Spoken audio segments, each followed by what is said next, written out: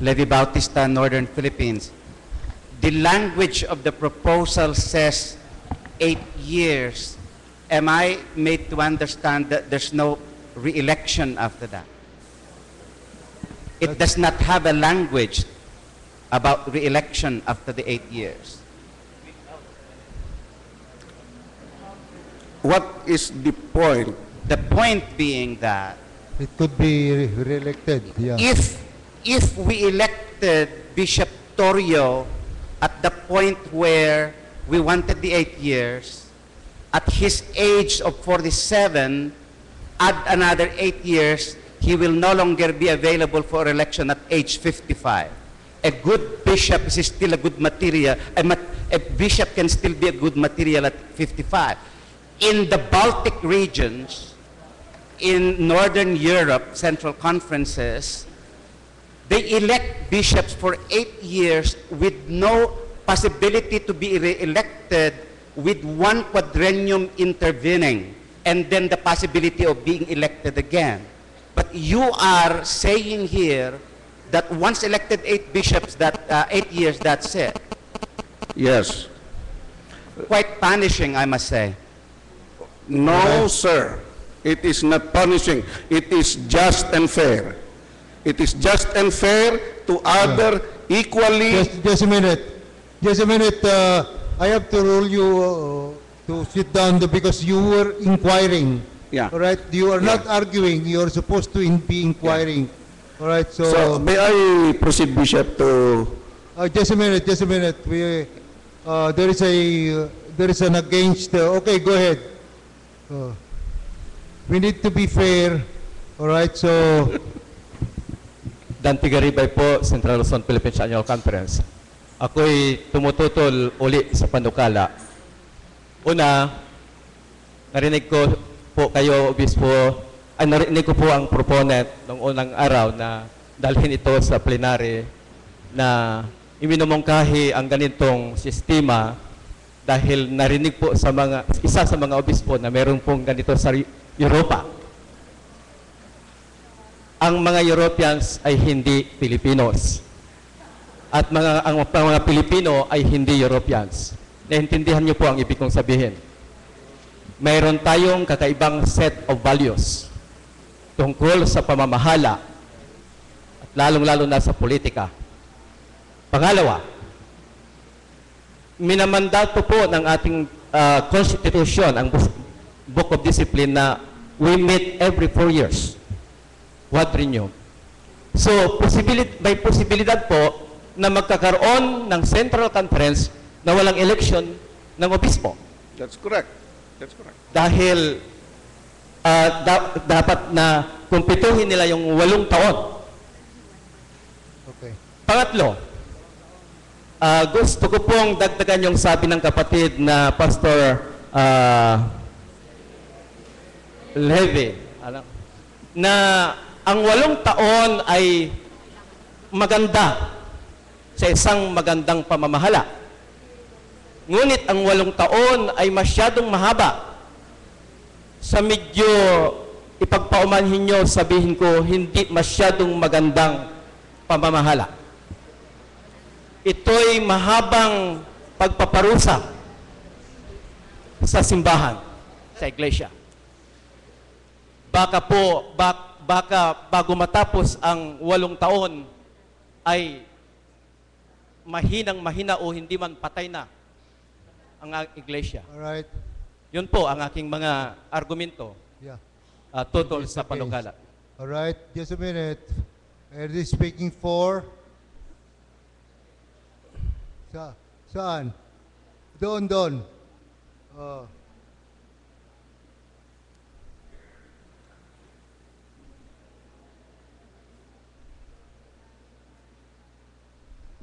Point of inquiry lang po, Bishop. Nekis Soriano, Visayas Philippines Annual Conference. Ano? Is this proposal, will this not violate the disciplinary provision that all elders can be elected as bishop? No. It doesn't violate anything. Just a minute. I'm asking for 4. Okay, 4. There. Hindi ka o attorney, doon sa likuran mo. Ayan. Oh. Kaya mo na, attorney. Yeah. Inquiry lang din po. For example, early passion NCPAC. For example, dahil 8 years na yung term ng bishops, what if in the middle of the first quadrennium something happened? Hindi nating maiiwasan na nangyari. Ibig bang sabihin, yung i-elect natin na bishop in the middle of the quadrennium would only serve for 6 years and be coterminous to the elected 2 or 3 bishops. Tapos, ibig sabihin nun, magko-convene yung Central Conference in the middle of the quadrennium para mag-elect ng panibagong bishop is... Ano, akala ko 4 ka. Oh, inquiry pala 4. Alright, yung inquiry na, yung tanong na yon, ang masasabi ko dyan, in not either for or against, pero then the other parts of the discipline will come into play. May mga provisions of the discipline for filling vacancies of bishops. Yun lang ang ano doon. Ngayon, against, ikaw ba against? Against ka, sige. Bishop, hindi pa ako sumasagot? Tete muna, you have the last say. Okay. You are not supposed to participate in the debate kasi pakinggan mo lang. Levi Bautista, Northern Philippines. Salamat ulit po, Bispo, at members of the conference. Unang-una, hindi ako tumatayo sana na magtumutol, kaya lang dun sa mga paliwanag, I can imagine that the presiding bishop will take it as a position against. Hindi yun yung unang intention. When the bishop who finishes an 8-year term reverts to the elder position, that elder, according to the Book of Discipline, is still eligible to be elected for the episcopacy. And therefore, no matter how this vote goes, I think I will challenge that vote if it's up for the ruling, precisely because of the same spirit and law of the earlier ruling of the bishop that may have been glossed over, but when a bishop who finishes an 8-year term is still an elder in good standing and is still not retirable, that bishop still qualifies to be elected into the episcopacy. All right. Now, 4. Doon. Hindi mayroon kanina doon eh. Wala na. O, dito na lang. O, kaya, attorney, 4. I am speaking in favor of the motion on the following reason. One, the Central Conference can even say and fix that once the bishop is elected, he is for life. We are only asking 8 years. And for me, that is still very short on the following reason.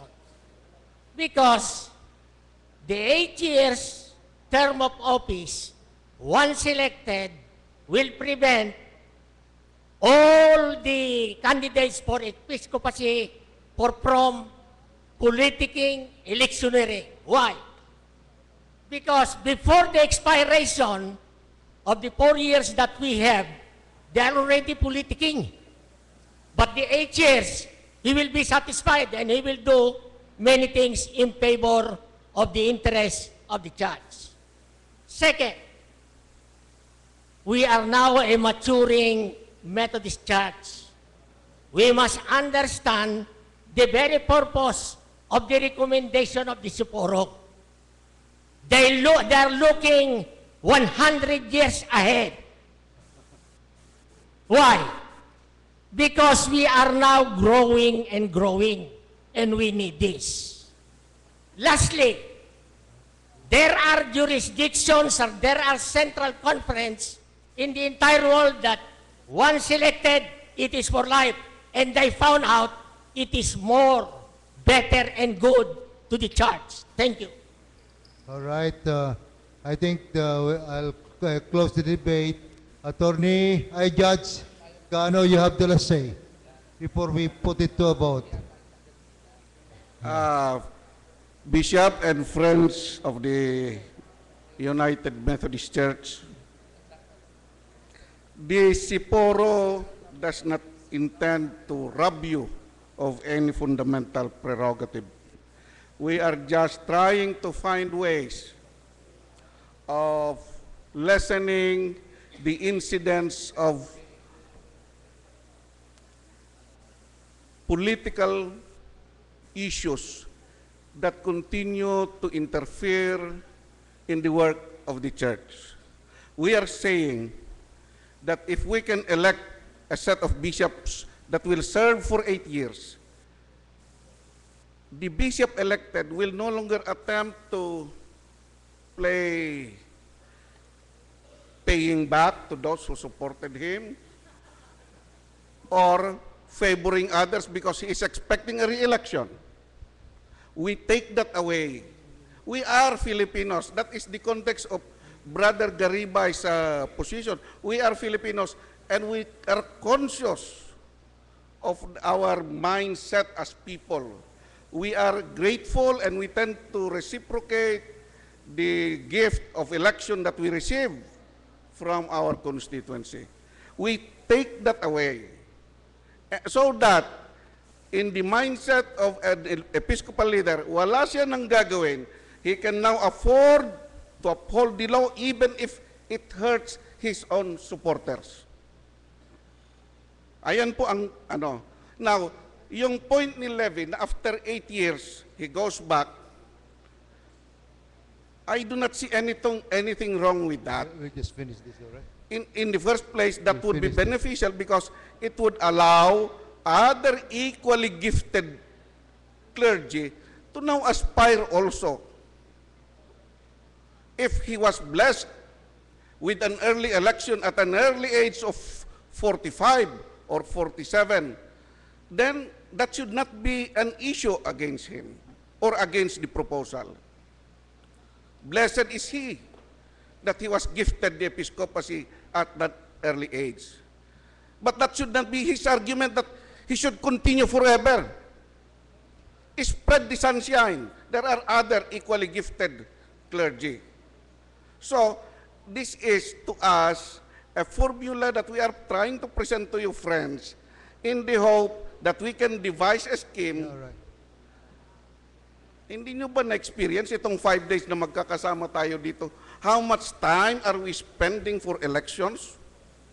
How much resources are we spending for elections? These are the things we want to cut off. And this is one formula that we are proposing. If Okay, it Judge. merits Okay, the put it support to a of the close. majority. All right, you're ready? Just a minute. I said I will close. Okay, what's your motion?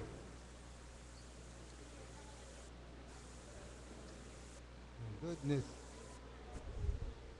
Bishop, I move to amend the recommendation of the Poro to make the term of the bishop 4 years initially with the re-election for 8 years. To make the term 12 years and no more re-election.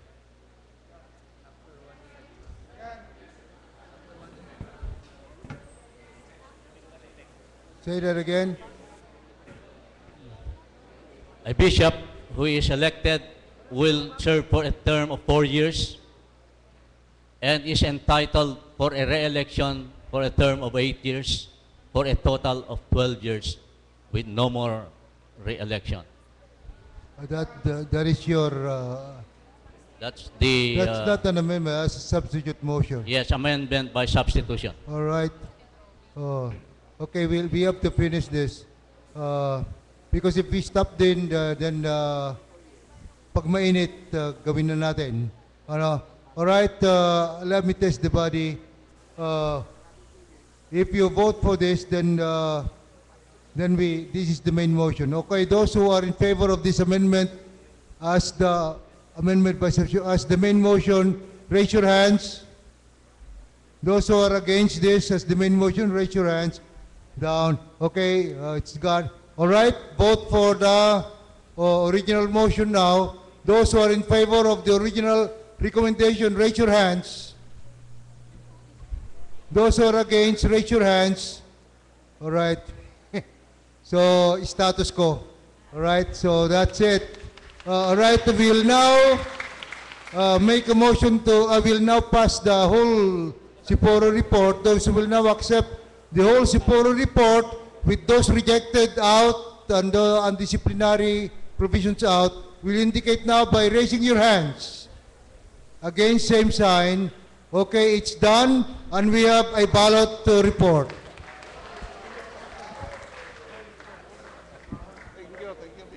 Thank you, Bishop Archea. This is the report of the 25th ballot. There were 317 ballots cast. Let's be in order, please. Let's be in order. There were 2 blank ballots. 212 votes were needed to elect. Ciriaco Francisco has been elected a bishop in the United Methodist Church.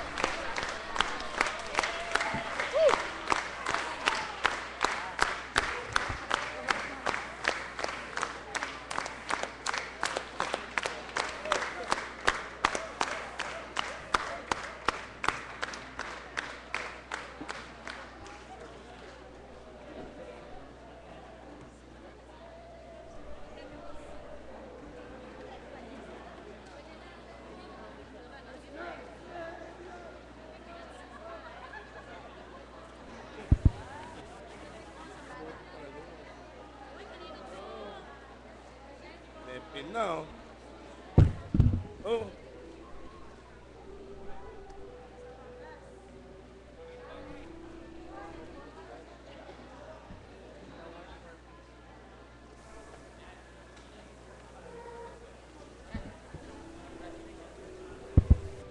Praise the Lord.